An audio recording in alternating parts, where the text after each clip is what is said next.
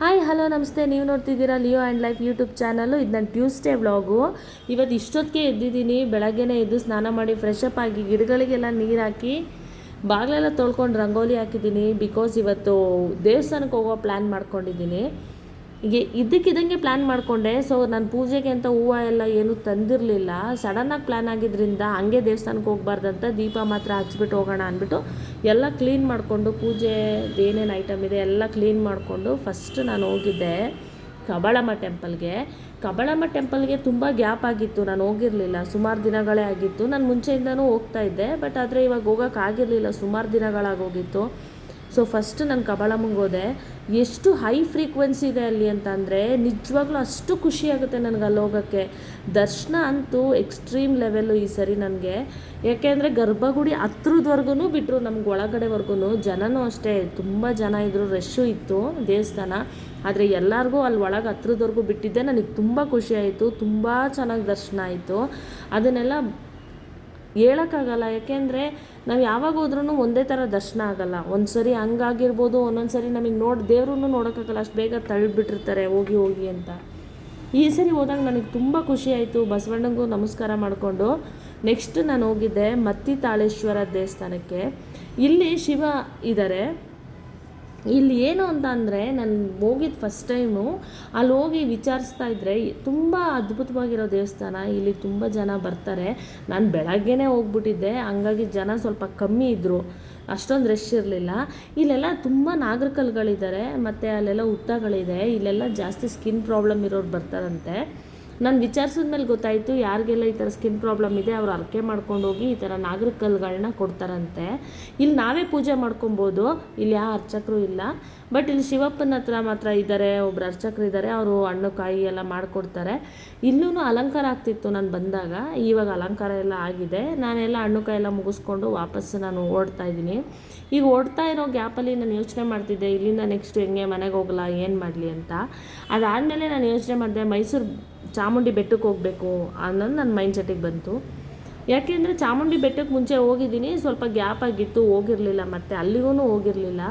So ಇಲ್ಲಿಂದ ಸೀದಾ ಚಾಮುಂಡಿ ಬೆಟ್ಟಕ್ಕೆ ಹೋದೆ. ಚಾಮುಂಡಿ ಬೆಟ್ಟಕ್ಕೆ ಹೋದ್ಮೇಲೆ ಗೊತ್ತಾಯಿತು ಅಲ್ಲಿ ಆಷಾಢ ಶುಕ್ರವಾರ ಮಾಡಿದ್ದಾರೆ. ಸೊ ನಾನು ಹೋಗಿರೋದು ಮಂಗಳವಾರ. 2-3 ಡೇಸ್ ಬಿಟ್ಕೊಂಡು ಹೋಗಿದ್ದೀನಿ. ಬಟ್ ಅಲಂಕಾರ ಮಾತ್ರ ಯಾವುದೂ ತೆಗ್ದಿರಲಿಲ್ಲ. ಎಲ್ಲ ಕಡೆನೂ ಹೂವಿನ ಅಲಂಕಾರ ಮಾಡಿದರು. ನೋಡೋಕ್ಕೆ 2 ಕಣ್ಣು ಸಾಲಲ್ಲ ಅನ್ನೋಂಗಿತ್ತು. ಜನನೂ ಅಷ್ಟೇ ತುಂಬ ರಶ್ ಆಗಿದ್ದರು, ಕಮ್ಮಿ ಜನ ಏನಿರಲಿಲ್ಲ, ತುಂಬಾ ಜನ ಇದ್ದರು, ರಶ್ ಆಗೂ ಇತ್ತು. ಫುಲ್ಲು ಉದ್ದಕ್ಕೂ ಅಲಂಕಾರ ಮಾಡಿದ್ದಾರೆ. ಎಷ್ಟು ಹೂವಿನ ಅಲಂಕಾರ ಮಾಡಿದ್ದಾರೆ ಅಂದರೆ ತುಂಬ ಚೆನ್ನಾಗಿ ಮಾಡಿದರು. ನನಗೆ ನೋಡ್ತಾ ಇದ್ದರೆ ನೋಡ್ತಾನೇ ಇರಬೇಕು ಅನ್ನಿಸ್ತಿದೆ, ಅಷ್ಟು ಚೆನ್ನಾಗಿ ಡೆಕೋರೇಟಿವ್ ಆಗಿ ಕಾಣಿಸ್ತಾ ಇತ್ತು, ತುಂಬ ಗ್ರ್ಯಾಂಡಾಗಿತ್ತು.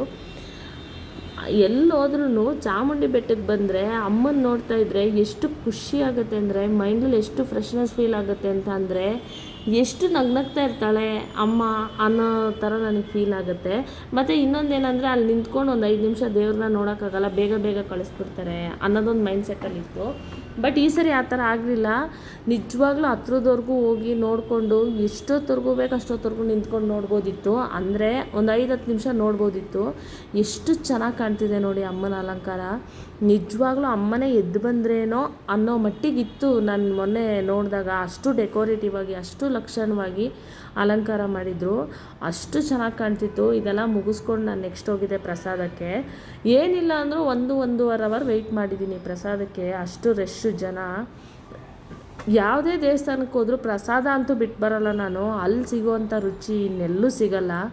ಅದರಲ್ಲೂ ಇದನ್ನು ಫಿನಿಷ್ ಮಾಡಿದ್ಮೇಲೆ ಅನಿಸುತ್ತೆ ಓ ಕಂಪ್ಲೀಟು ಬ್ಲೆಸ್ಸಿಂಗ್ ಆಯಿತು ನನಗೆ ಅನ್ನೋ ಥರ ನನಗೆ ಫೀಲ್ ಆಗುತ್ತೆ.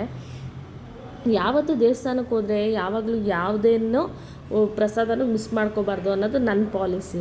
ಎಲ್ಲ ಮುಗಿಸ್ಕೊಂಡು ಮತ್ತೆ ವಾಪಸ್ ಹೋಗ್ತಾಯಿದ್ದೆ. ವಾಪಸ್ ಹೋಗಬೇಕಿದ್ರೆ ಎಷ್ಟು ಚೆನ್ನಾಗಿತ್ತು ಅಂದರೆ ವ್ಯೂ, ತುಂಬ ಬಿಸಿಲು ಇರಲಿಲ್ಲ, ತುಂಬ ಮಳೆನೂ ಇರಲಿಲ್ಲ, ತುಂಬ ಚೆನ್ನಾಗಿತ್ತು. ವೆದರು ತುಂಬ ಕೂಲಾಗಿತ್ತು. ಅಲ್ಲಿಂದ ಮುಗಿಸ್ಕೊಂಡು ಮನೆಗೆ ಬರೋದ್ರೊಳಗಡೆ ಲಿಯೋ ಪಾಪ ಫುಲ್ ಬೇಜಾರಾಗಿಬಿಟ್ಟಿದ್ದ. ಬೆಳಗ್ಗೆಯಿಂದ ಒಬ್ಬನೇ ಇದ್ದು, ಬೆಳಗ್ಗೆನೇ ಅವ್ನಿಗೆ ಊಟ ಹಾಕ್ಬಿಟ್ಟು ಹೋಗಿದ್ದೆ, ಸ್ವಲ್ಪ ಜಾಸ್ತಿನೇ ಹಾಕ್ಬಿಟ್ಟು ಹೋಗಿದ್ದೆ ಲೇಟಾಗುತ್ತೆ ಅಂತಲೇ.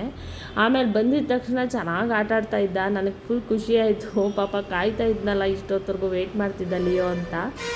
ನಿಜವಾಗ್ಲೂ ಯಾವಾಗಾದರೂ ಲೋ ಫೀಲ್ ಆಯಿತು ಅಂತ ಅಂದರೆ ಯಾರಿಗಾದ್ರೂ ಫಸ್ಟ್ ನಾವು ಮಾಡಬೇಕಿರೋದೇನೆಂದರೆ ದೇವಸ್ಥಾನಗಳಿಗೆ ಹೋಗಬೇಕು.